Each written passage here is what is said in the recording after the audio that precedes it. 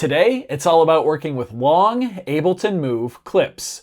Hey, how's it going, everybody? Welcome to Freebeat. Today's patron shoutout goes to Horn Bori. Thank you so very much for the support. Let's get started. Much like a lot of other devices in this price range, the Ableton Move comes with a step sequencer. However, unlike most of those other devices, which typically only give you between 16 and 64 steps to work with within a pattern, aka 1 to 4 bars of music, the Ableton Move gives you up to 256 steps per pattern, or clip as Ableton calls them, which is up to 16 bars of music. When you factor in that each track gets up to 8 clips, that's a lot of music. Now, some of you out there might be thinking, well, yeah, that's great. It's got 16 measures or bars per clip, but typically working with longer clips, especially on devices with smaller screens, can be kind of a pain. And I agree with you, it can, and usually is, a pain.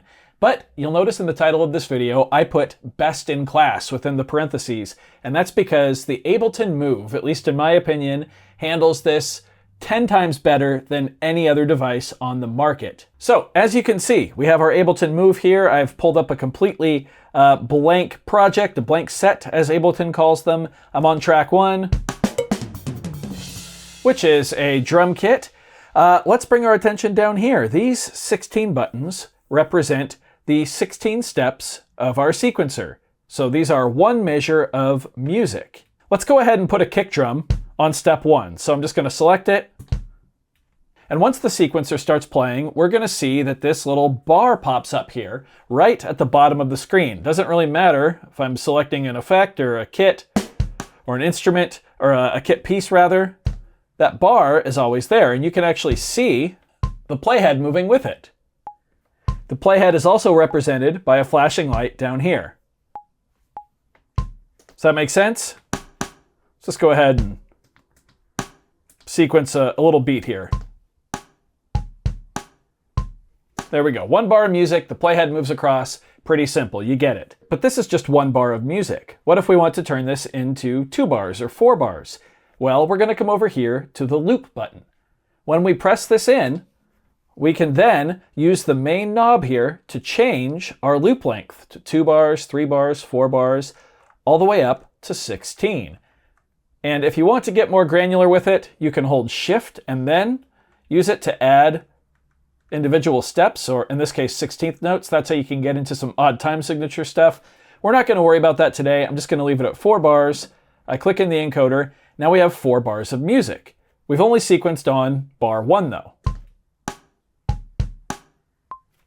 But if you watch the playhead, it travels across those bars and it tells us exactly where we are.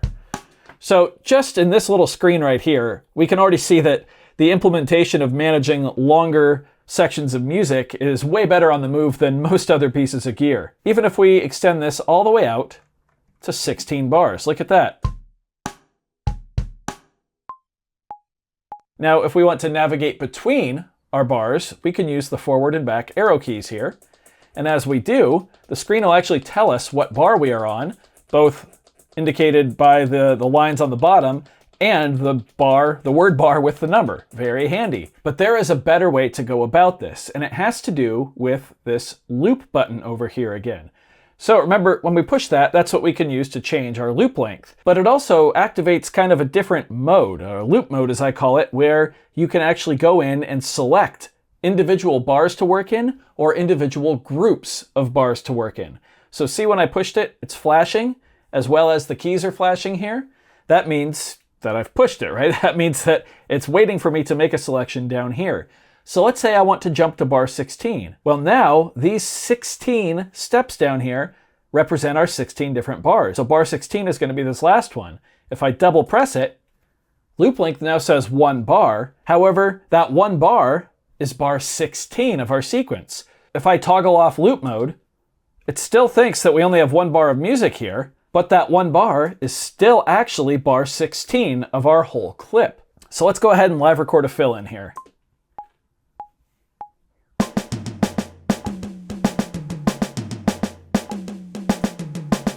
Quantize that. Cool. If I toggle loop mode on again, we're still on bar 16. So that's how you can zoom in and work with one bar. But what if you want to work with multiple bars at once? Let's say we want to work with bars 1 through 4. I simply hold down bar 1 and then hold down bar 4. And just like that, it says loop length is 4 bars, and we can see the first 4 bars are flashing. If I turn off loop mode, we're still working in 4 bars, and these just happen to be the first 4 bars of our sequence that we selected. Let's do some more live recording.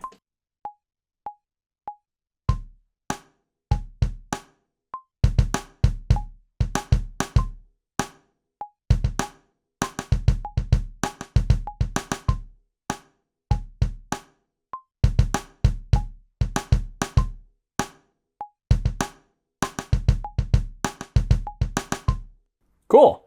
If I, once again, push loop, we're still working with those 4 bars. Now, if I wanted to, I could just come to bar 5 and then, select bar 5 through 8 and then toggle back and start working on those. However, copy, paste, and delete also work in this loop mode. So if we go back here, we've got our first 4 bars selected. Let's say we want to take bar 3 and paste that into bar 5. Change it up. I simply hold copy, push bar 3, and then push bar 5 to paste it there. Then we'll do bar 1, then bar 4, then bar 3 again. How about that? That may have been bar 4. I didn't exactly look where I pushed. But I now have 8 measures of music, right? And it actually shows that. However, if I want to just zone in on bars 5 through 8, I just go 5 through 8.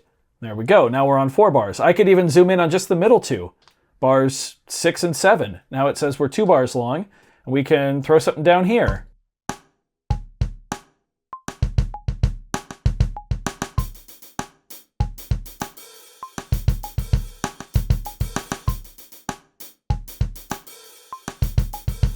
Push the loop button again. Now let's listen to bars 5 through 8.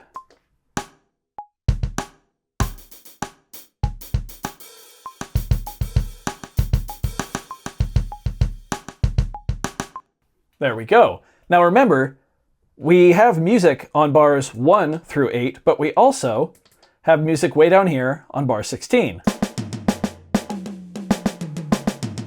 That's a fill. Let's say we want to get rid of just the notes in bar 16. We can do that really easily. You do have to be careful here though, because if you hit the X, it's going to delete the whole clip. We just want to hold down the X and then push bar 16. Now the notes for bar 16 are deleted there. Let's go ahead and zoom in on bars 9 through 16 and record something in real time.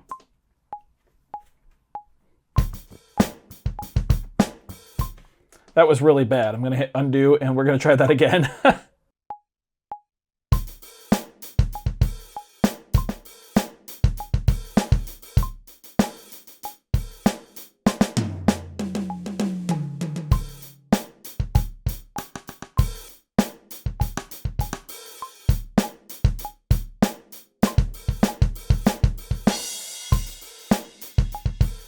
There we go, quantized that as well. Now we'll toggle loop mode back on.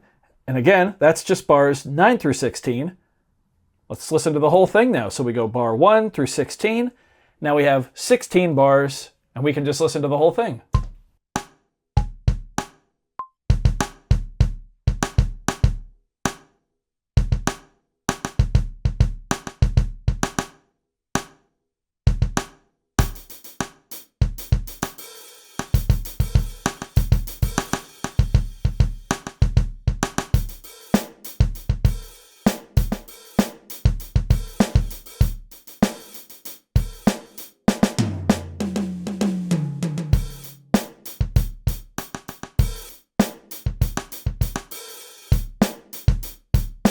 One, two, back to the top. There you go. You can see how easily you can navigate 16 bars of music with this tiny little screen and, this assortment of just pads and buttons very, very easily, thanks to how Ableton has integrated this loop length mode, I want to call it. I didn't check up on the manual to see if there's a proper name for it. I probably should. I've just kind of been calling it loop mode. But not only can you use it to adjust the amount of bars, you can actually use it to navigate those bars, zoom in on certain bars. I could be like, well, you know, I think it was around bar, I don't know, bar 3 through 5. There was something I didn't really like in there. Yeah, I want a kick drum on beat 1 of bar 3. And that's the other thing. When you zoom in and use the arrows to navigate, it still tells you what bar you're on. So bar 3, bar 4, bar 5, which is really freaking nice. So we'll put a kick there on bar 3, and then we'll zoom back out. We'll listen to bars 1 through 4, 1 through 5, 1 through 4. There.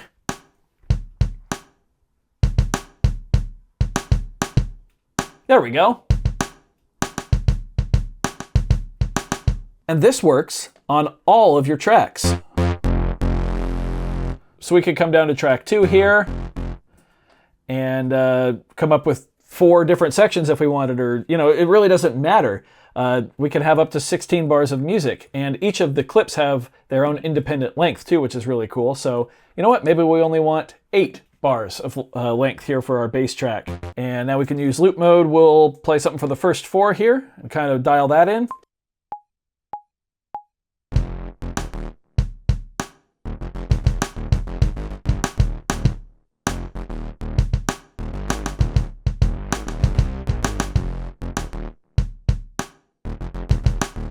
Cool. Now let's go bars 5 through 8 and come up with something new.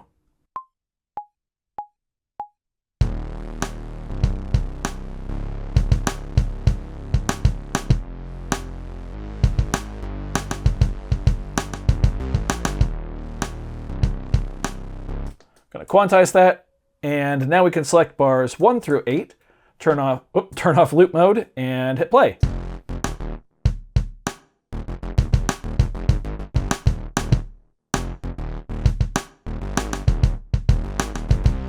We can always follow along up here.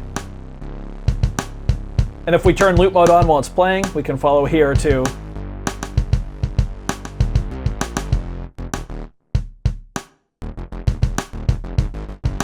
Now remember, our drums kept playing there, our drums on this clip up here, because that's 16 bars, and our bass restarted because it's only 8. So there you go. That's how you can easily navigate long Ableton Move clips. I do hope you found this video informative or at least entertaining. If you did, be sure to leave a like on it. If not, you can always leave a dislike. That's okay too. Doesn't hurt my feelings, just makes me try that much harder next time. Either way, be sure to hit that subscribe button, ring that notification bell. Thank you all so very much for being here. Thanks for watching. We'll see you next time.